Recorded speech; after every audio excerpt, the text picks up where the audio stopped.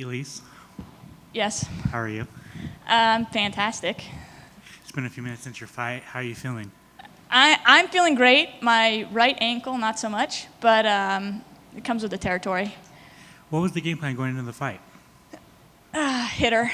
Game plan was to hit her.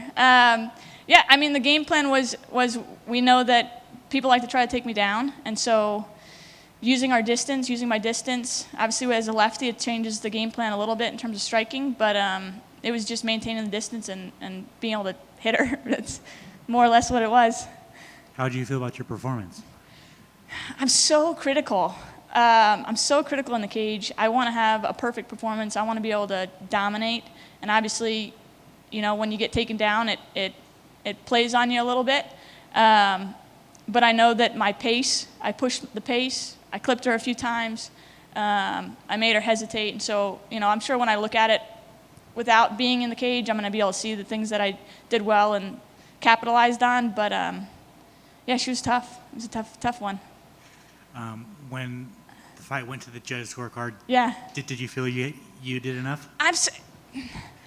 How do we? Yeah, you know, you hope you trust the judges, but you also don't know. So, you know, I know that she was trying really hard to take me down. I know that I was really playing my game plan to keep distance, and I think I got more strikes on the ground than she did, and I think that was a big part of it. But you never really know. You know, the only thing definitive is when you get a finish, and that's what we were working for. So anything less than that was where I was, you know, I was unsure. I know that you're very competitive. Yes. So how does it feel to be back in the win column? It feels great, but I want to get better. So as you know, as much as Jin is, I was telling her in the cage, I watched her at Invicta and Atomweight. It was somebody that I looked up to when I was a kid, and I was like, I want to be a champion like that. So I knew how tough she was as an opponent, but I want to have that dominant performance. I want people to be like, ooh, you better watch out. So I'm going to go back, train, and come back whenever the UFC wants me, and we'll do it again. Jinh Yu Frey is a legend when it comes to the Atomweight division. So how's the win over her? It's like, how does that make you feel?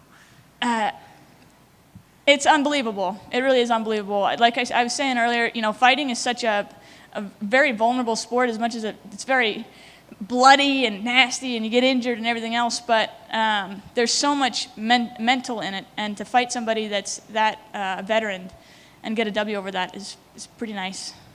I feel like the hardcore fans know that you got hands. Yeah. And you keep showing. Even the fighters do. Please, they're trying to take me down left and right. Jin was a striker from what I remember. So what's it going to take for you to get your first knockout in the UFC? Come on. Someone that wants to throw. I don't know. We're going to keep working it. Obviously, the ground defense and getting to where we're shutting it down to where people can't even look for that. I think that's what it's going to be, and it'll show up. It'll show up. Trust me. Mark my words. When's the perfect return date? I love fighting, so I'll fight whenever. I don't know if my coaches would agree, but anytime the UFC wants to say, hey, you want to jump back in, I'm happy to do it. So probably sometime in the fall. But yeah, they want something earlier. I mean, and I'm healed and everything else, but I love this. I love this job. Is there anybody that you would like to fight?